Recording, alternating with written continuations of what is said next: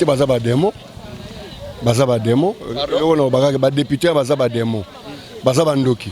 Hein? Ko ba vrai. Nga za pasteur. Ba député wana so ba baxeli bango ba mbongo. Nazo modiri bango na komo na Yesu. Netinga na regretaka pona Molière. Na yeba ke Molière azako posa ndo na mutakabila. Na regretaka yango na pola likola Molière. Ya mibale vota Molière. Ba député to votaka na regretaka ndo ba takabila. Na regretaka makasi vraiment. So na yeba ka vraiment engeza mala menzamba limbisa bango. Nga naza contre parce que bakoki ko baxela bango mbongo donc to vota bango pona bakende ko sala misala na bango bazolia mais bazo salela biso te biso peuple. Je suis directement contre. Naza pena contre Makasi parce que en regardant le peuple, la façon dont ils vivent biso petit peuple, c'est vraiment triste à voir. Et je me pose la question aussi ceux qui janine piazza congolaise. Ole beba wela makambu ya ba fonctionnaire salaire médiocre 70 000 francs congolais 80 100 000 francs congolais. Ole bo wela ba passer ba vota kabino bino rien besoin la kabino. Bakaba se ba 2000 dollars que ça te bo ba fonctionnaire bo pesa bango le côté. Bazaka la salaire wana.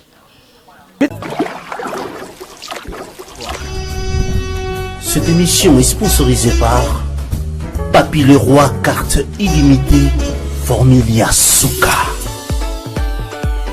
La maison Stelman vous propose des prestations de qualité pour vos gâteaux de mariage, anniversaire ou autres événements. La maison Stelman vous propose aussi des gâteaux personnalisés pour vos anniversaires ou autres. Contactez-nous au 06 63 30 36 83 ou encore au 07 81 83 15 74. Vous pouvez aussi nous contacter sur la page Facebook Hostelmac.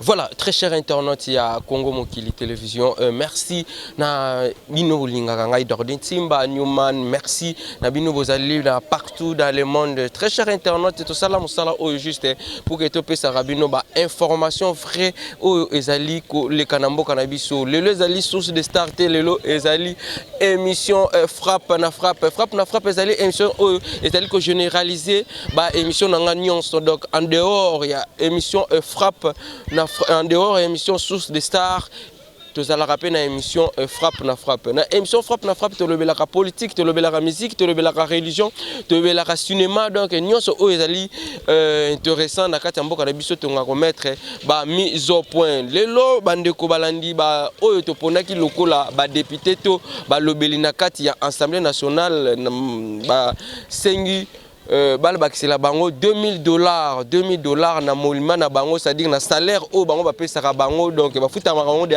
$4600 et balala ki balamuki madame Janine Mabundu azali présidente ya assemblée nationale asengi babakisela bango $2000 na salaire na bango ezali parmi ba sujet oyo to komeka kolobela na ba congolais ba yoka est-ce que ba oyo to ponaki vraiment bazali batu oyo bazana souci na biso ba peuple to ezali bato bakende ko sala commerce parce que jusque là makambo pe bakende sala na kati ya parlement ezali koyeba na te dollar e komata crise économique ezali piaka na ba poche ya batu ensemble ezali ko sala rien. En tout cas très cher internaute ezali parmi masolo oyo to komeka ko lobela ba congolais ba réagir par rapport ya demande ya $2000 donc ba rajouter bango $2000 na émolument na bango dans salaire na bango en dehors ya $4600 oyo bazwaka. Est-ce que ezali normal to ezali anormal?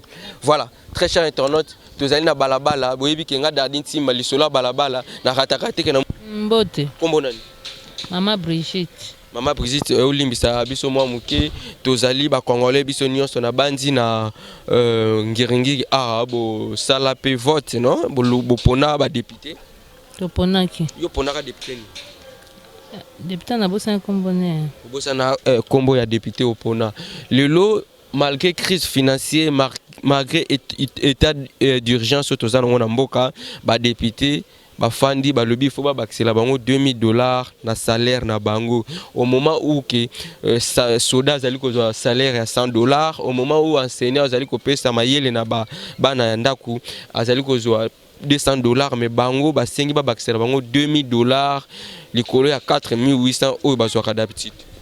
toponaki badepute mpo bakende kolobela biso tozoyoka bazolobela biso te tande $1 ekomi ezomata kaka biso tofutela bandako donc tozangi kimia seki azolobela biso te yango tosengi balobela biso likambo ya $, na biso bao tozofutela bandako.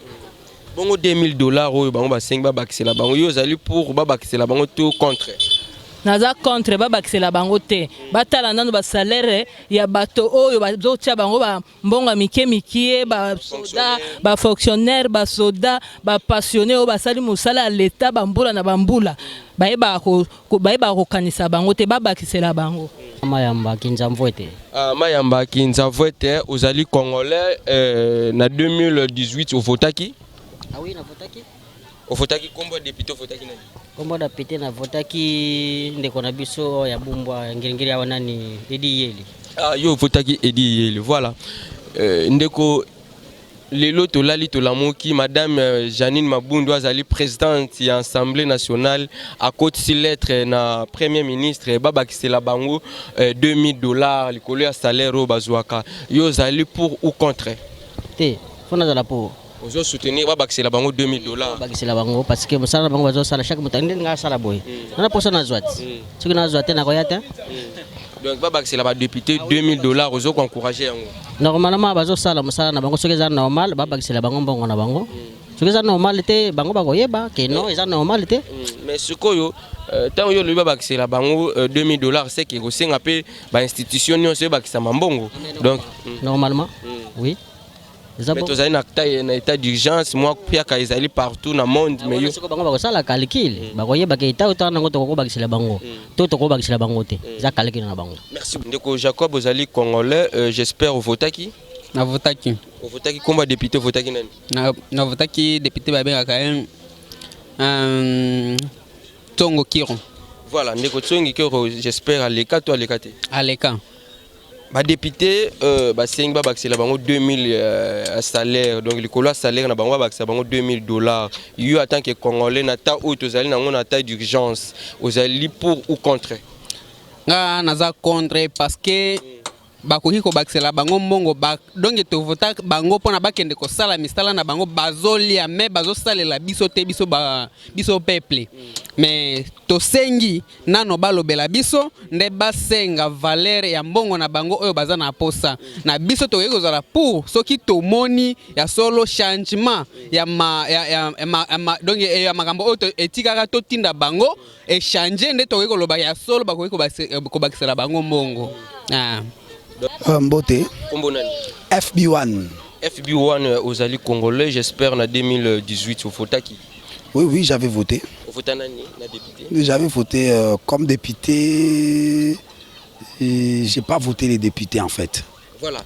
Aujourd'hui, Madame Janine, comme présidente de l'Assemblée nationale, a sali lettre à Tindina, Premier ministre, babakisé la bango $2000 na émolument na bango, donc il y salaire likolo ya 4600 ou déjà bazouaka babakisa 2000 ba comme lokolo na $6000 au moment où tozali na état d'urgence, tozali na ba crise ya mboka mukili mezali kolela moi crise mais bango basengi babakisa bango $2000. Yo en tant que congolais ozali contre ou pour? Je suis directement contre. Naza pena contre Makassi.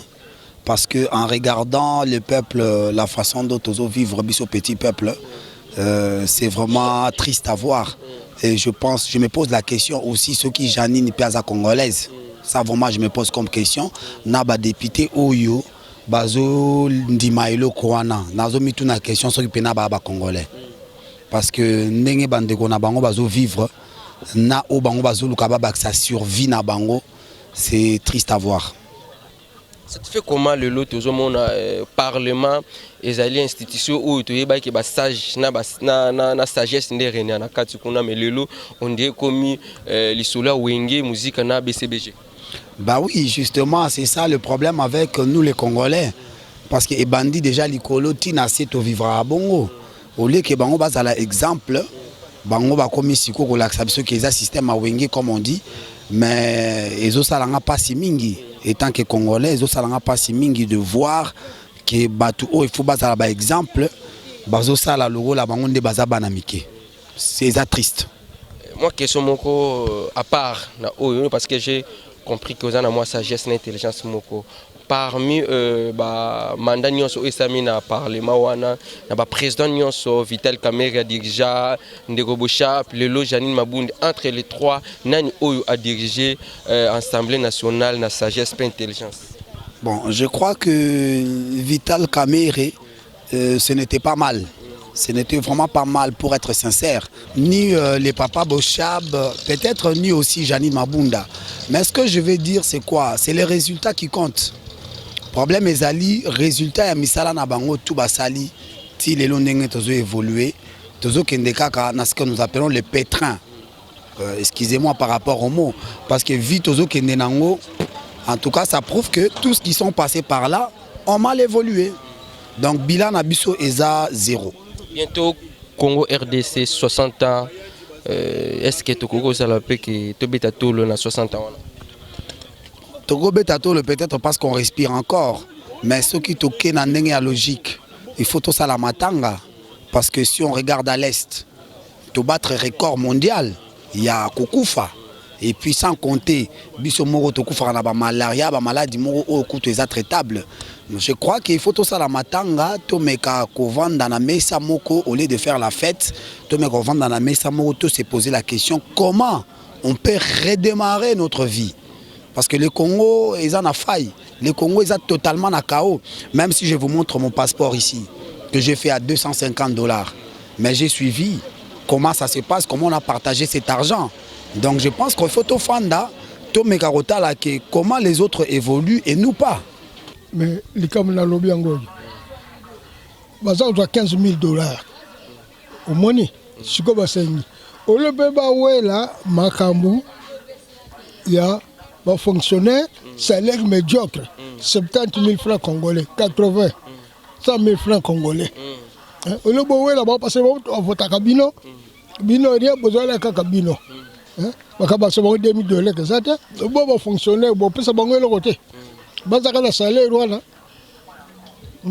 wana ngana sepeli na côté mais au cas où premier ministre a validé lettre wana abakisi $2,000 likolo ya émolument na bango bino en tant que peuple pour réagir kasi ya bi bon parce que babakisa bango pona mamba la ba mabe ya gouvernement ezate mais bazako yiba bloc belé moi ba no bango ata basali mabe babaka mabe angote pona nini salaire bon ba député bandakala salaire ezalaka te bazaka ka prime ouais ba dit comment salaire ya ba komisa ka gouvernement même za mabe même malamu tige zalaka ka bongo passer biso toujours salaire mso kitoko alobi série ya Mobutu pe ba parlement eza ndenge pe ezalaki lelo komona mwa bato na député aza lokola mwa musicien moko boye alozoloba n'importe quoi na télévision voilà coup des efforts malam banda kasa Mobutu eza efforts malam mais sikote siko ba wela kaka bakama ya gouvernement ba puyaka ye wana baliaka na bango. Est-ce qu'en 2023 papa soki nzamba selo grâce au voter 2023 au moins les Kamena lobby tous à passe dans 2023 au moins voilà élection au tali seni nyosona eza bataba kabila moi bata odige élection soko poser candidature par exemple dans vote basalaki nani yo omtamaki premier il fallait nous donner premier. Baye Malamoko Tshisekedi dit troisième. Ba Bokole. Ba dit Tshisekedi. Allez. Ba Yoka la Bangol ba Juillet. C'est ça même que ça va tu faillir nous. Encore la vérité. Yo ba l'ingalité ba kasser ba dit Tshisekedi. Tshisekedi ba sina ko na bloc belé moi lo bal susu exact. Et puis biso bata ouest tokoza na passe. La passe tokoza nango. Pour la nuit. La armée, la Rwandais, la majorité, la Ougandais.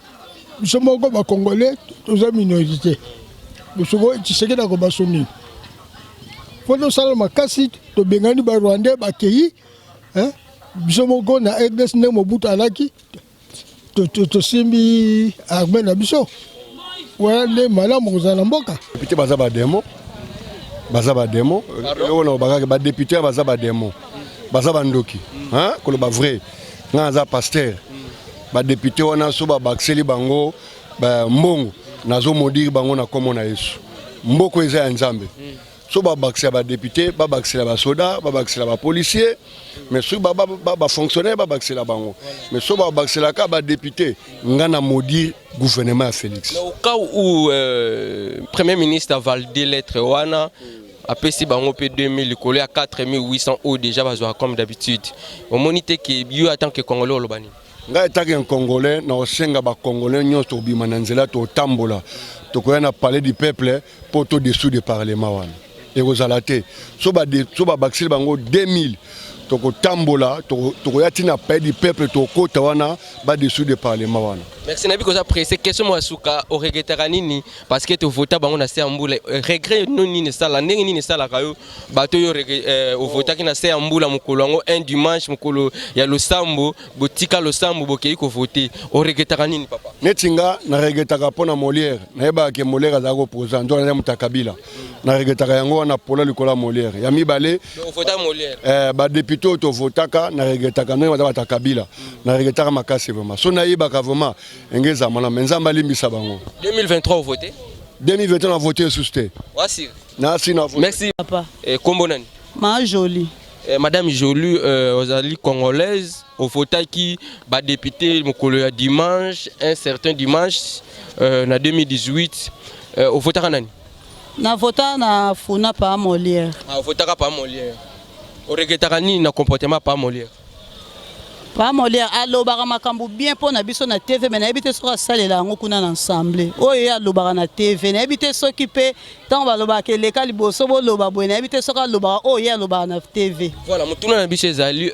ba député soko yebite bazwaka déjà $4800 oyo bazwaka ya salaire na bango alors lelo bakotisi lettre na premier ministre va bakisela bango $2000 likolo ya 4800 au moment où mboka ezali ko vivre na état d'urgence tozali na crise ezali ko propager mokili mobimba yo en tant que congolaise ozali pour ou contre ba bakisela bango $2000 likolo ya obazwaka nazali contre na sepelité ponga mama na ngaza fonctionnaire azofuta ndaku bazofuta bango na to ya muke mais tozofuta ndaku to ezali likolo na balabala na sepelité bango bazosala loko moko te bazole bazobongisa ba famille na bango soki to komitango ba élection ba kosi biso na baloso na ba polo mbongo wana ba bakisela bango te ba bakisela ba fonctionnaire ba enseigner ba oni ko mpona ba na biso ba bakisa batu mususu bango te 2023 au voter tota non ndenge kozalela poto omona bato ko voter te bango neso baka ndemo. Merci mutuna ezali boye par rapport ya ba député auto pona qui comme ba lobeli na Assemblée nationale malgré état d'urgence malgré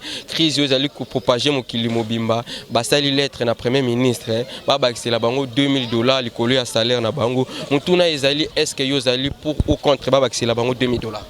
En tout cas, na li penza pour te, pour bango bazande balobeli ya peuple, il fallait pas privilégier l'intérêt de la population. Ce bakisela bango, bongo ba petit peuple, bango batali intérêt na bango to ba moni yango penza te. Pona ngai naza penza contre likambo wana, et que ko sale mata mukete. Moi mutuna moko yo votaki na 2018. Effectivement, na votaki. Combien de députés votaki?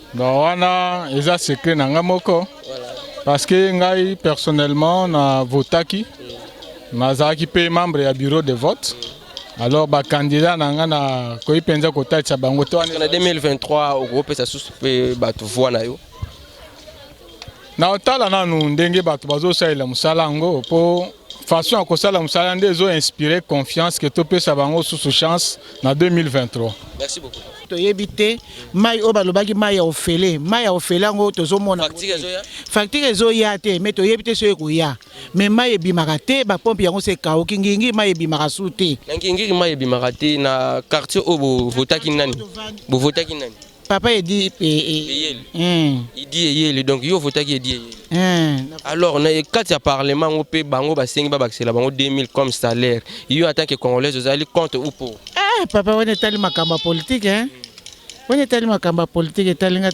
merci beaucoup maman ndekombo te mbote kombo nani kombo nanga Cristobal Cristobal aux alliés jeunes aux alliés congolais j'espère au vote qui en 2018 ouais bien sûr on a voté qui combat député vote qui on a voté qui est dit Yeli il dit Yeli bana ngingi bolinga e makasi ah to linga makasi parce que asali ba œuvre au moto moni ba impact là visible voilà mutuna na biso ezali par rapport à $2000 oyo ba député ba sengi na premier ministre ba kotisaki mukanda ba bakisela bango $2000 likolo ya salaire ou déjà bazwaka ebele au moment tozali ko passer crise financière ezali propagé na mokili mobimba tozali na état d'urgence bango bazo senga ba bakisela bango $2000 yo en tant que congolais ozali pour ou contre. Bon on attend que congolais parce que sur d'autres sièges tout le monde a peut-être na Rwanda tout le monde qui président Kagame Amérique on peut aussi réduire salaire et fonctionnaire tout mais biso tout le monde un peu donc vu gouvernance na biso donc gouvernement na biso baza ko occuper sous bonne gouvernance donc ba s'intéresser plus na ba intérêt na bango ba propre intérêt na bango donc ce qui est illégal donc gérer signifie s'occuper de tout donc biso tout le coup là bateau to pesa bango parce que la démocratie, quand on dit démocratie, c'est le pouvoir qui appartient au peuple. Donc c'est nous qui élisent. Par rapport à Bango, alors que ceux qui vont travailler pour l'intérêt de Bango propre, donc et c'est là comment ils allaient contre. Donc c'est déjà contre la démocratie, parce que la démocratie veut la bonne gérance. Donc la bonne gérance, ils ont influencé, ils ont impacté sur la vie politique, sur la vie sociale. Donc c'est vraiment ça. Et tout le monde un peu déplorable, c'est quoi? Parce que bon, comme ils sont intéressés dans leur propre intérêt, donc ce qui n'est pas vraiment agréable. Donc vous allez contre que c'est la banque $2000. Bon, pour moi, la vie sociale, la biso, n'a pas vraiment contre. Parce que la politique, c'est l'art de gérer la cité. Donc la cité, ils ont la population. Lorsqu'on parle de la population de manière très claire, ils allaient peupler. Donc, peuple, bateau ou voter, après ce qui nous voit, ils vivre dans la vie qu'ils allaient adéquatité. Donc, vie ils sont vraiment très bas. Donc, il y a beaucoup de stabiliser la vie de la population. Ce qui est intérêt. Comme une mauvaise gestion. C'est une intelligence, une sagesse. Question est-ce que en 2023, Européen ça peut chance? Député moko bon premièrement pour na député azali muto atongakate parce que kotonga izali œuvre ya gouvernement donc député azali muto ko azali porte-parole ya peuple na circonscription moko boye to na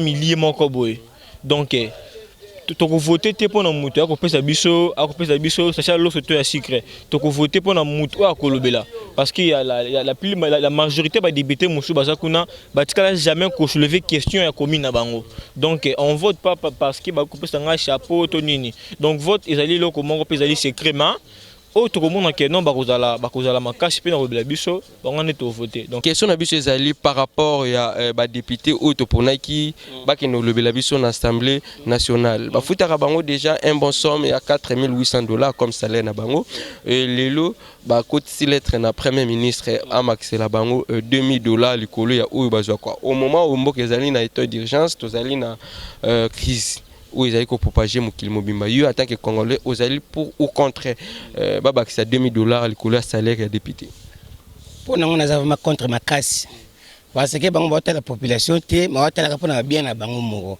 or mboka tambola ka bongo te biso ne to vota ki bango comprendre biso ne bato so ba lelo ba fandi place wana za pona biso grâce population comment bango bazotala bon so bango za posa ma bango salaire pas ma pe professeur ba professeur ba pesi bango lelo mayele po ba comme place baza wana pourquoi ba kipa ba professeur te ba mitala ka bango et puis de deux est-ce que ba travailler kana ba ko lekate ba msuba remplacer bango kaka bango même bilongi to yeba kaka bango po ani to kena bango tisuka to za posa ba kisela bango wana te ba suka kana 4000 na eleki belé en attendant na moment au to zambo eza na maladie na état d'urgence donc to c'est pendant ngote bien la population, il y a bon caractère. En 2018, au faut La présidence ou bien la députation? La députation.